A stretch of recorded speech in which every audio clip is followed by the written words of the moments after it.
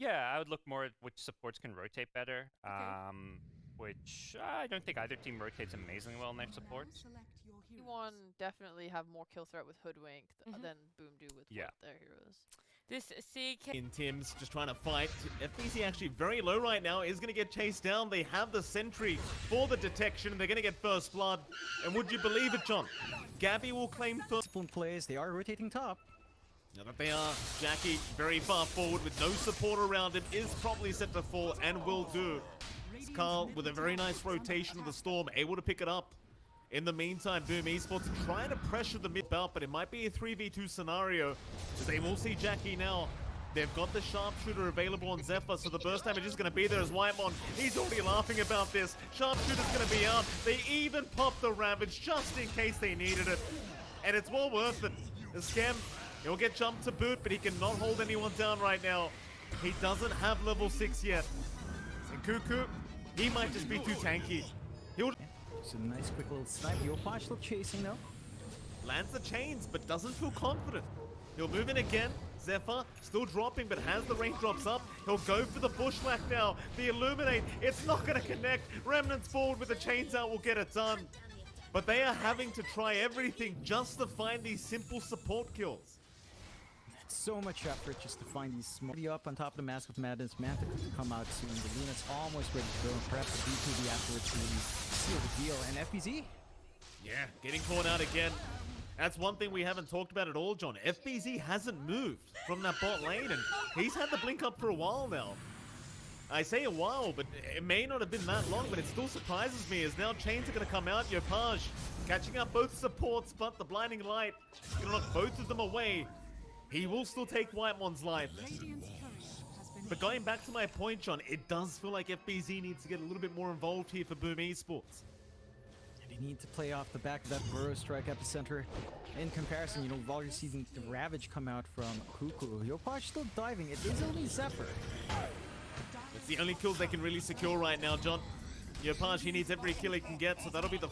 As Carl, mid lane, still so confident on this mid storm. Just constantly taunting Yopaj, trying to get into the mind of the idol. So even Zephyr looking to set up now. Might just move in. They'll have a vortex into a sharpshooter and a bushwhack, and they'll take him down. Carl immediately getting the tips out. No hesitation.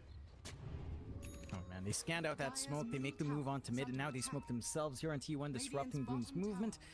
Might find something good. They're just playing them like a fiddle. I mean, T1 is playing Boom Esports like a fiddle right now, John. It's not even close. Yeah, although perhaps top will be the place they view it. Key center, FBZ gonna move in, but who's the target? They'll try on the Luna. Life Drain is out though. There's your Ravage from Cuckoo, and now the turnaround. Yopaj is gone again. More tips out from Carlos. They've got the sharpshooter. They'll take down FBZ to boot. It's a desperate play from a desperate team in game number 2. That's taking out their bite. Like, you've got the phase boots or corrosion. This is when the Ember feels strong, but it doesn't feel that way. Maybe now with the double damage. Maybe that fixes the problem. Gabby, into FBZ. He's going to try and make a solo pick off right here and now with the Sand King. Gabby, highest net worth of the map, does not want to die like this, but he's completely alone. In the meantime, at least they find Scam. That's a massive pickup here for Boom Esports. BC Illusions have to stand and fight. They might still melt for that Luna. Yopaj, Remnant away in time. Cuckoo, they're at least going to find the keeper. So Tims will drop. Cuckoo still wants to keep going. He has Blink Ravage. There's your Nightmare out from Scam, but I think this might work the way of T1. How do you force this fight? Boom, they're still going to try. Along with FBC, they'll go right after Whitemon. He might just drop and finally does. Cuckoo, he never got the Ravage off in time, so now they'll try for the Tide Hunter. They'll try to take down the Watermelon. In the meantime, Carl is going to pop the BKB and just kind of walk away. They'll continue onto Cuckoo with the Epicenter. They might just have enough. So suddenly Boom Esports showing signs of life in this game number 2. Remember, BKB available, they want to try and move in, and Cuckoo's going to be targeted. Zephyr's around to try and help out Cuckoo. He has the Ravage. He's been very patient with it. As Yopaj will keep going with the BKB. Cuckoo, he's dropping low. He might need to pop it, but he'll hold out instead. He'll hold out. It'll be a 1-for-1 so far, but Boom now looking to back off as Carl moves in with Gabby, and the Eclipse is out. Jackie's going to drop on the CK. even without the Ravage up, it won't matter. T1, they still find the better end of the trade. This game, you might want something like a Shivas, but you need a lot more items on the Ember to really keep that scaling pace up. Whoops, FBZ gonna run into a 4-man smoke here from T1. Cuckoo, even looking for a bit more, will chase down Skem. Skem just trying to find a way out of this. Carl, he's quite low on mana, but they're gonna see the Bane eventually, and they should be able to set up. Eventually, that is, as Skem is continuing to run around. Cuckoo, he'll move in for an anchor smash. Skem goes for a brain tap, but finally does end up going down. Rest of Boom, they just did not seem interested in trying to help out. Caught with their pants down. T1, you look at how much more comfortable they feel across the map right now as Skem gonna get jumped immediately by Carl. Skem still in trouble. He'll go for a Fiend's Grip, but it is not gonna last. Sharpshooter just takes him down as Yopaj. He'll at least take down Whitemon. It'll be a 1-for-1 on the pos 5s, but he can't go for much more. Only FBZ to really deliver that. Like, it's all down to the Sand King with this initiation. Oh, there's your Vortex out into the Ravage Cuckoo. He's right in on 4 of them. They've already got Skem and Tims down. They'll both fight back as Whitemon, he's going to be targeted on the puck by FBZ. He'll keep going, and Jackie, he'll make the jump in. Cuckoo's gone. It's a complete mess in the mid lane as they've got Gabby on the Luna. They might be able to take him down. Gabby, he's dropping real darn low, but where's your damage output? It's not going to be there, but the Burrow Strike out from FBZ. It's just not enough. The Idol, he'll try himself as he gets Gabby down onto the Storm. What? They might clean up here on Boom Esports. Yopaj will do it himself.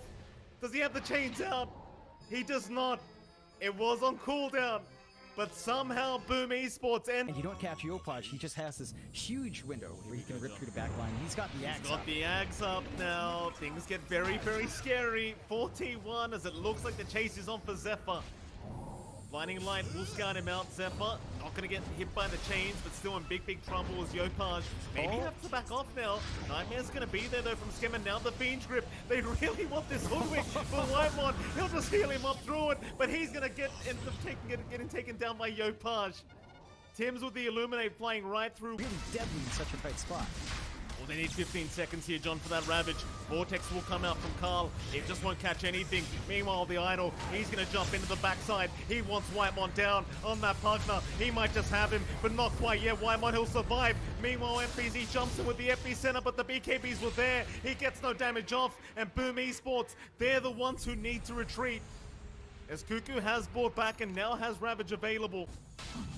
Skem's going to try and give the vision. Roshan so low, Yopaj still waiting. Remnant is out, but it's way too early. He might try again. He's got one more now available off cooldown, but the Vortex is there from Carl. Ravage out as well. Roshan still up though. He got stunned outside of the pit. Aegis, Gabby, he'll be the one to take it. He'll snatch it away from Boom as Yopaj does get the Roshan kill. Never mind that. The Satanic feels a lot more important. Shove in from Boom top. Slowly sieging away at that tier 2. No response out from T1, but they are smoked up here. Yeah, but FBZ's on the high ground. He's ready to break any smoke, and Cuckoo is going to be spotted out. FBZ, do you want to keep going? In fact, they do. They spotted both supports, so Yopaj trying to move in, but Carl is going to be there on the Ember, trying to burst him down. It's not quite enough yet. In the meantime, Cuckoo's down. His Ravage will not be expended, as they'll even get Zephyr and Jackie. He finds Whitemon on the Pugna. It's a great team fight for Boomers. They're even going to find Gabby now. He'll try to BKB up and run, but they'll chase him to the ends of the earth. They want the Luna kill. The highest net worth on the map is going to go down. Now he's completely surrounded without a BKB. There is zero chance of survival. And Carl, he's already pushing out the mid lane in preparation for the push that is incoming. Luna without Tide just kind of feels wonky. We'll be able to find a first set of racks. Carl making great use of that space, although no mana. Carl's out of mana, John, and Yopaj has noticed this. He has no mana to play with right now. He'll try for the high ground. He might have enough time with the TP, and he does. Nice play from Carl to be able to get his way out. But in the meantime, Boom Esports are still going for a second lane of barracks here. And Yopaj, he's going to find a double damage on his way back to make matters even more difficult for T1.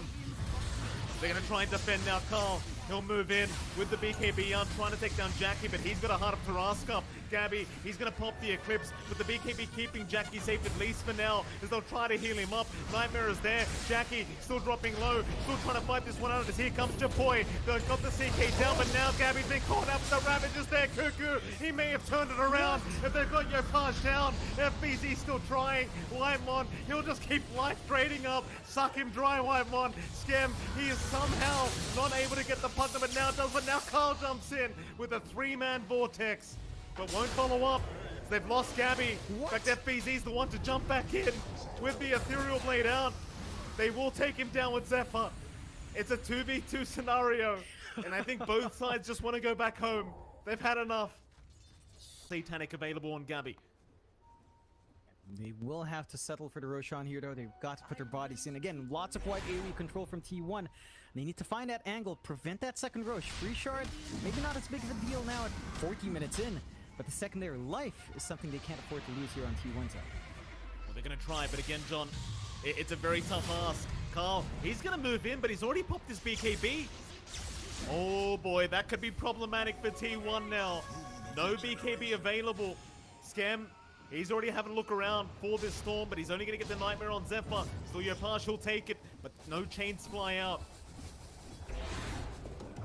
If they can take the Roshan while the BKB's down on Carl, they might have a pretty big opening.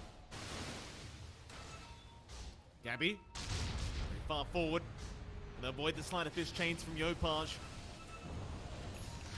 So tense this team fight already as Yopaj is going to try and go on Zephyr, but they get the bushwhack off. Vortex is there. They'll try to blow him up, but no, the Fiend Trip is out. Carl, he's been caught out by Skem. They do not find the Bane either. Now Cuckoo's gone a boot. No Ravage available on the Tide. And Gabby, he's been left to his own devices. He needs to try and fight this one out, but he is all alone, just being helped out by Whitemon.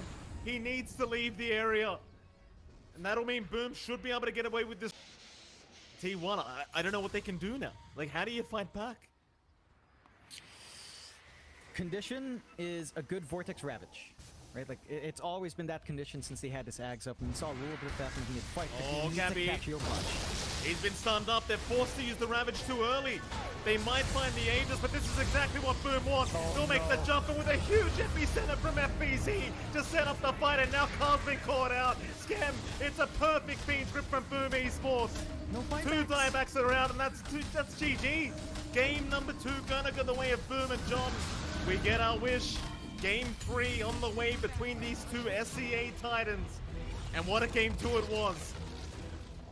Yeah, that was such a tight match between these two teams. Again, you saw T1, they had a bit of an advantage. They were working really well. Boom, look at Yopaj. You said, you know, he'd be tipping around, very calm. Unfaded. That's what you want to see. That's what you want to see from a player on a match that's very on edge. Reset to 0 slate, calm down, play the next game. And Boom's been able to get that mental reset really well. T1 play amazingly well. They go with the comfort pick Luna.